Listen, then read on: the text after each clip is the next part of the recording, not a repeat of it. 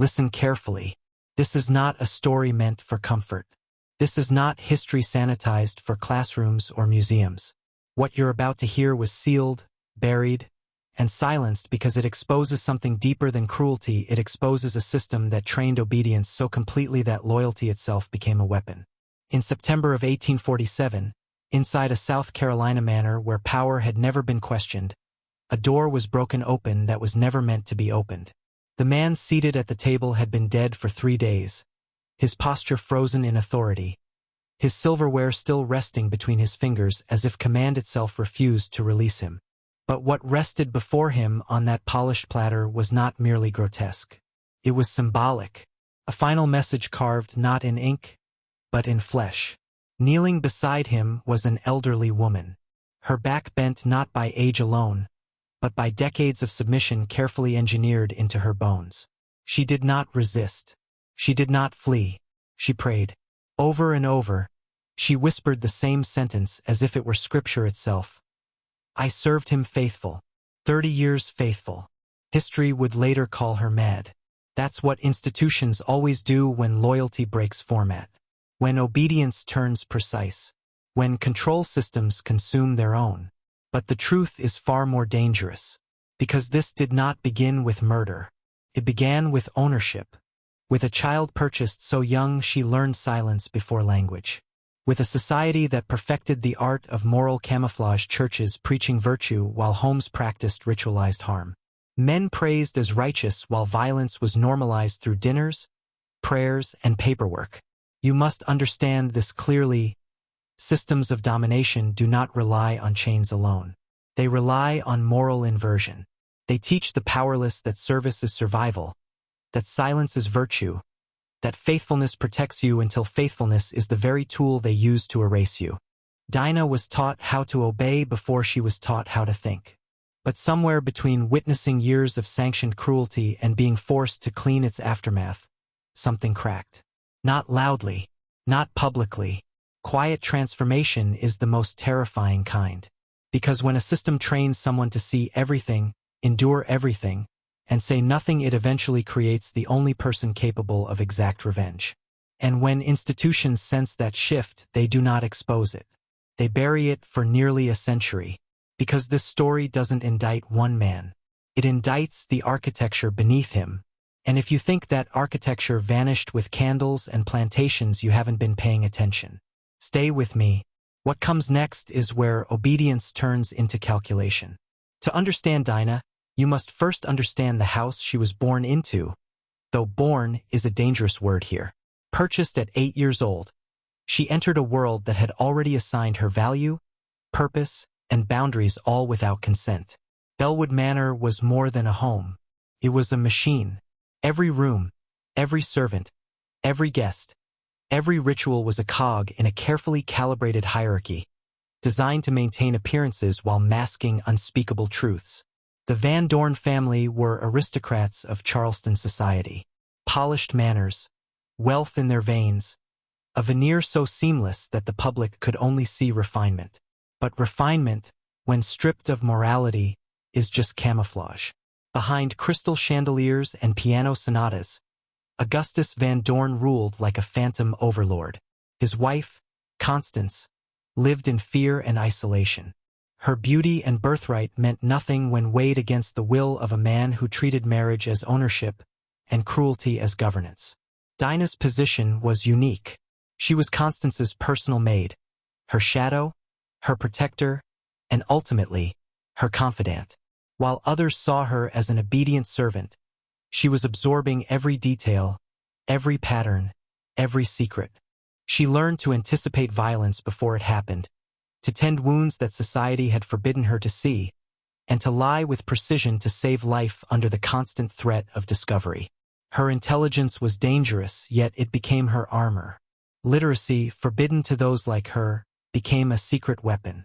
Every book she read, every word she wrote in the shadows, became a map to understanding not just her world, but the structure of control itself. Observe carefully. She was being trained in the ultimate skill, invisibility under observation. Every cruelty she witnessed, every whispered threat, every calculated silence was a lesson. She saw patterns others ignored: the timing of abuse, the way fear reshaped human behavior, the subtle hierarchies that went unnoticed by outsiders. Obedience was not weakness here. It was the raw material for transformation. And transformation is where the danger lies. When a person has observed decades of cruelty in intimate detail, they begin to understand the machinery of domination. They see that human behavior can be predicted, controlled, and if one is clever enough, manipulated. Dinah did not just endure. She studied. She memorized. She waited. This is the point most never reach. The line between victim and strategist is not drawn by power or privilege, but by comprehension. By the time she knelt beside the colonel, decades later, she understood not just what men feared, but what they never realized. The mind trained in silence could bend fate itself. And now, as we descend further, you will see that Dinah's obedience was never servitude alone. It was the crucible in which a singular, calculated force was forged, one that would redefine loyalty, morality, and revenge forever. Do you see it? The lesson hidden in plain sight: absolute obedience can be weaponized. Before we move deeper, comment "faithful shadow" twice in the comments. Lock it in. This is not ritual, it's engagement. A symbolic acknowledgement of crossing the threshold into forbidden understanding. Ready? Then we continue. The walls of Bellwood Manor were alive with secrets. Every corridor, every servant's quarters, every hidden alcove was a repository of fear, knowledge, and silent suffering. Dinah's mind absorbed it all, like a sponge soaked in shadow. She learned the subtle language of power, how fear bends people before they even realize they're afraid, how the appearance of civility can mask brutality, and how human loyalty can be exploited until it becomes an instrument of destruction. Constance's suffering was methodical. Augustus Van Dorn did not lash out randomly. Each strike, each humiliation, each subtle degradation was carefully measured to erode her spirit. The neighbors, the ministers, the city's elite, they saw a frail woman, delicate and fragile, requiring protection. They applauded the order of her life, never imagining that her reality was a nightly nightmare. Dinah watched every encounter, catalogued every bruise, every whispered plea, every half-hidden mark. She became a silent witness to the anatomy of terror, an archivist of cruelty that society pretended did not exist. Over the years, Dinah honed her ability to move unseen, to anticipate violence, and to intervene subtly. She learned which herbs calmed the pain, which mixtures concealed evidence, which gestures could mislead the physician. She mastered deception not as art, but as survival. And in doing so, her own consciousness began to shift. Fear became calculation, survival became strategy, and obedience, long assumed to be her only power, was now an instrument she could wield. Observe closely. This is where the moral inversion begins. Dinah's mind, shaped by decades of imposed subservience, now held the knowledge to manipulate those who had enslaved her and her mistress. She could navigate the moral landscape of Bellwood Manor better than anyone because she had been forced to understand its every dark corner. Every act of cruelty, every whispered command, every societal expectation had been mapped, studied, and internalized. And yet, it was not mere survival that defined her, it was purpose.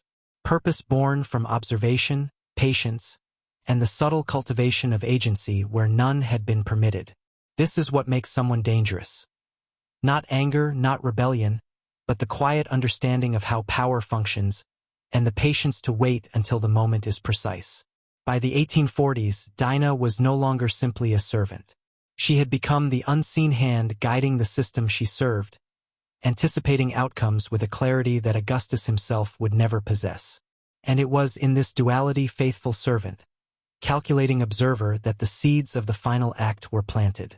This is the stage where obedience transforms into mastery, where centuries of hierarchical control and psychological conditioning are turned back against those who imposed them, where the silent witness learns that the ultimate power is not in strength, but in understanding the mechanisms of fear, desire, and trust. And soon you will see Dinah would apply that mastery in a way so precise, so unflinching, that it would shake the foundations of everything Bellwood Manor represented. Keep your mind sharp. The descent is just beginning. By the time Augustus Van Dorn reached the height of his public power, Dinah had already reached the height of her private understanding. She knew every rhythm of the manor, every shadowed corner where secrets hid, every unspoken rule that governed both master and servant. Obedience had taught her timing, silence had taught her precision, and observation had taught her something far more dangerous, that the structures meant to control her were brittle, manipulable, and blind to true insight. Constance's body bore the scars of decades, but her spirit remained tethered by the very system that abused her. Dinah became her invisible shield, the quiet hand that prevented disaster while simultaneously cataloging the patterns of harm. Every night, she listened to the sounds of violence echo through walls, each creak and groan a data point, a cipher she could decode. Fear became a language, pain became a metric, and obedience became her apprenticeship in power. The society outside saw perfection. A gentlemanly master, a frail, delicate wife, and a loyal servant fulfilling her place in the hierarchy. But Dinah's perspective was different. She saw the architecture of domination. She saw how Augustus' public persona insulated him from accountability. She saw how the laws, the ministers, and the neighbors acted as complicit extensions of his will, praising the man who in private ruled through terror. In that realization, Dinah understood a chilling truth. Systems protect themselves, and those who master them can wield them. Yet mastery required patience. It required decades of concealment. Dinah had learned to cloak intelligence beneath subservience, to bury calculation beneath loyalty, to transform fear into a silent strategy. Every step she took, every word she spoke, was part of an intricate choreography. She was learning not merely to survive, but to command the dynamics of her environment without ever revealing the depths of her understanding. And there is something you must understand. The mind trained under oppression does not break, it recalibrates. Every instance of cruelty, every moment of powerless observation, becomes data, becomes leverage. Dinah had been trained to endure. The system assumed she would remain a victim. What they did not account for was the way prolonged observation and disciplined obedience could create a mind capable of outmaneuvering those who thought themselves untouchable. Now the stage was set. Years of silent vigilance had transformed Dinah from servant to strategist, from observer to manipulator. The system she inhabited had prepared her for this moment, but they did not know it. And the most terrifying part? She understood that revenge need not be violent to be complete, but precision, patience, and symbolic execution could elevate a single act into a statement that would echo far beyond the walls of Bellwood Manor. In the next stage, you will see the first moves of this dangerous calculus, the subtle orchestration that leads to a conclusion no one outside those walls could have predicted. Keep your awareness sharp. The game of shadows has only just begun. By now, you must begin to understand the subtle terror of long-term observation. Dinah had spent decades inside Bellwood Manor not simply serving, but absorbing every detail of human behavior, of dominance, of obedience. She had watched power corrupt, patience erode, and fear calcify. And she had learned a truth that most will never see. The most effective weapon is not strength, not rage, but knowledge applied with unflinching precision. The turning point came quietly, imperceptibly. Augustus' tyranny had become routine. The servants, conditioned to fear, had become extensions of his will. Constance, weakened by years of systematic abuse, depended entirely on Dinah's vigilance. Yet in that dependence lay the paradox that would shift the balance. The person most trusted could become the one with ultimate control. And Dinah had studied that trust like a mathematician studying a formula. She understood exactly how far she could bend it before breaking the system. The key to what she did next was ritualized patience. Every movement, every whisper, every act of care was calculated. Nothing was left to chance. Dinah's decades of forced invisibility had allowed her to map the emotional and psychological vulnerabilities of her master. She knew the precise limits of his attention, the exact moments when he was most complacent, the subtle cues that revealed overconfidence. And in this she found power. a power that had been cultivated silently over 30 years, unnoticed because it wore the guise of obedience. What Dinah was preparing to do was not impulsive revenge. It was a system-level strike, executed with the same meticulous care she had applied to serving her mistress. She understood symbolic violence, the kind that speaks louder than words, the kind that embeds itself in memory, culture, and law for generations. By the time her plan reached fruition, it would not merely punish Augustus. It would communicate a truth too dangerous for polite society. The one trained to serve can become the one who defines the terms of survival. And yet, you must recognize the psychological depth here.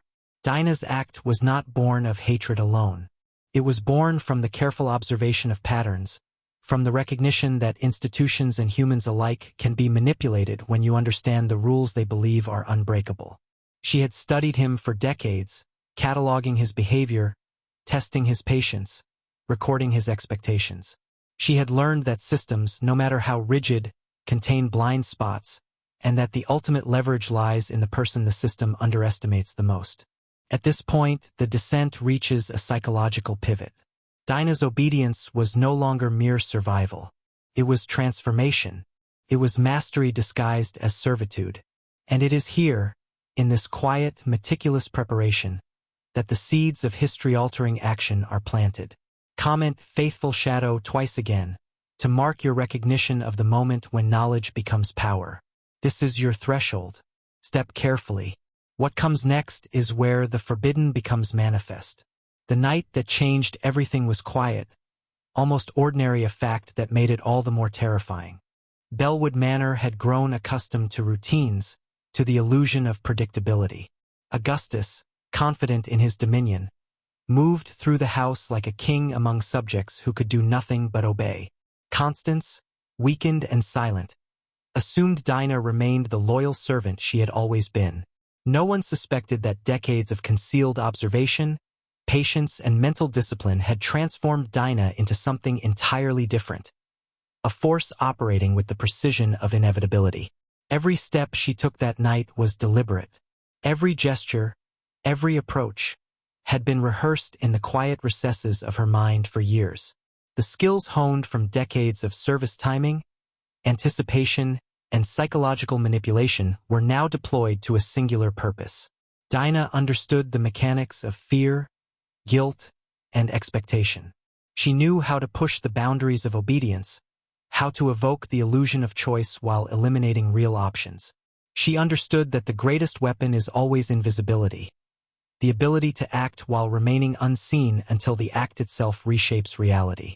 This is where obedience meets agency. For 30 years, Dinah had been conditioned to follow orders, suppress knowledge, and mask intelligence. But the same conditioning that forced her into silence also perfected her discipline. Every rule Augustus relied upon, every assumption of dominance he had made, every ritualized behavior he trusted implicitly, all of it was now a tool she could manipulate. She could predict his actions with terrifying accuracy because she had watched them unfold for decades. She had become the system's ultimate blind spot, the element it assumed would remain inert, obedient, and invisible. The culmination was not chaotic. It was symbolic. It was designed to communicate a message that no official report could fully capture, a message that could only be understood by those who understood obedience, loyalty, and the power dynamics of a house built on fear. Dinah's actions were the product of calculated precision, leveraging every ounce of knowledge gained in the shadows. She had learned that true mastery requires patience, and that the most profound acts of control are executed with subtlety, almost ritualistic care. As she positioned herself, she became both the observer and the arbiter. Every heartbeat, every glance, every misperceived movement by Augustus fed into her calculation. In that moment, Dinah was no longer just a servant or a witness. She was the axis around which the house turned, the unseen intelligence that would redefine the rules of loyalty, fear, and consequence. And now you see why obedience, when refined into understanding, becomes unstoppable. The system that trained her to serve had, unknowingly, created the instrument of its own reckoning. The next section will reveal the act itself, the the moment when decades of silence and calculation turned into history-altering action. What follows is the truth no one was meant to see. The moment arrived with chilling inevitability. Dinah moved through the manor as she always had, silent, invisible, entirely unremarkable.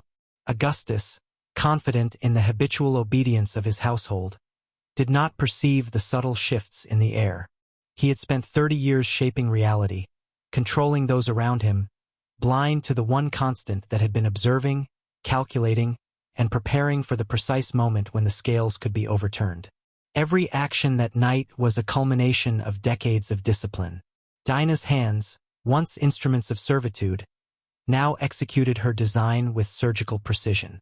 The house itself seemed complicit. The dim halls, the creaking floors, even the flickering candlelight framed her path, as if the very structure of Bellwood Manor had been molded to this outcome.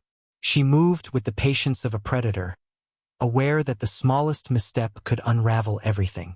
But misstep was impossible. She had learned to anticipate every reaction, every expectation, every moment of complacency that Augustus took for granted. This was not rage. This was mastery. Dinah had internalized 30 years of observation into a single, unstoppable plan. She understood symbolic impact, the way an act could reverberate beyond the physical and strike at the heart of power itself. What she enacted was intended not only to punish, but to communicate, to show that loyalty, when weaponized, can become a force stronger than fear, brutality, or status. It was an orchestration of consequences that spoke louder than any shout, louder than any legal judgment, louder than the veneer of respectability Augustus had carefully cultivated. And then, when the deed was done, she did not flee. She did not scream. She remained, kneeling, as if in prayer, repeating the same words that had defined her existence. I served him faithful, 30 years faithful. The paradox was complete. Obedience, once a tool of survival, had become the vehicle of absolute reckoning. In that single, horrifying act, the lines between victim and agent, servant and arbiter, blurred beyond recognition. The world outside would never understand what happened in Bellwood Manor. Reports were sealed. Histories were rewritten or suppressed. But the truth endures in the mechanics of human behavior. That systems designed to dominate can inadvertently create their own undoing, that loyalty can be honed into strategy, and that silence, when disciplined over decades, becomes a language of ultimate power. Dinah's act was more than vengeance. It was proof that knowledge, observation, and patience can surpass brute force. That control, when truly understood, can be inverted. And that the one who seems weakest, who serves the longest, may be the one most capable of reshaping destiny itself. In the final section, we will descend into the aftermath, the hidden consequences, the moral inversion, and the lesson that echoes far beyond a single house or a single act. This is where history, secrecy, and human psychology collide. The aftermath of Bellwood Manor was never fully recorded. Official reports hid behind euphemisms and procedural detachment. Historians avoided it. Archivists whispered that certain files were best left unopened. And yet the truth persisted in the patterns that Dinah had meticulously observed and ultimately rewritten. What happened there did not end with Augustus Van Dorn's death. It began a ripple that exposed the fragility of systems built on fear and the illusion of control. Dinah remained at Bellwood Manor, at least for a time, not as a servant but as the keeper of a secret too dangerous to share. She moved through the halls with the same quiet precision, the same disciplined presence, but something fundamental had shifted. Obedience, once a cage, had become a lens, a method to see the architecture of human behavior and the invisible lines of power that govern society. She understood now that fear is rarely spontaneous. It is taught, manipulated, and perpetuated. And those who appear invincible are often blind to the forces they ignore, to the minds they underestimate. There is a lesson here far beyond Charleston in 1847. Every system that relies on compliance, every hierarchy that depends on obedience and silence, contains a blind spot. The one who watches, who absorbs, who anticipates, can alter outcomes with precision. Dinah's life demonstrates that mastery is not about brute strength, nor is it about open rebellion. True mastery is subtle, patient, and strategic. It is the quiet accumulation of knowledge and discipline, used at the moment when it matters most. For those watching this now, understand, what you have witnessed is more than a story of historical horror. It is a blueprint. It shows how prolonged observation, disciplined restraint, and unflinching patience can shift power in ways that seem impossible until they occur. Obedience, fear, and loyalty are not just social tools. They are levers. And when wielded by someone who understands them fully, they can remake reality. Dinah's act transformed her from servant to agent, from silent observer to arbiter. And it serves as a warning to anyone who underestimates the unseen. Those trained to serve may one day define the rules themselves. Those overlooked, dismissed, or silenced may be the ones most capable of reshaping systems, of breaking structures, of delivering consequences in ways no one expects. So remember, the story does not end with a closed file or a sealed report. It continues in every system where obedience is demanded, where silence is enforced, and where power is assumed absolute. The lesson Dinah teaches is clear. True understanding and true mastery comes from the patience to watch, the discipline to endure, and the courage to act when the moment is perfect. History hides these truths, but they endure, waiting for those perceptive enough to recognize them.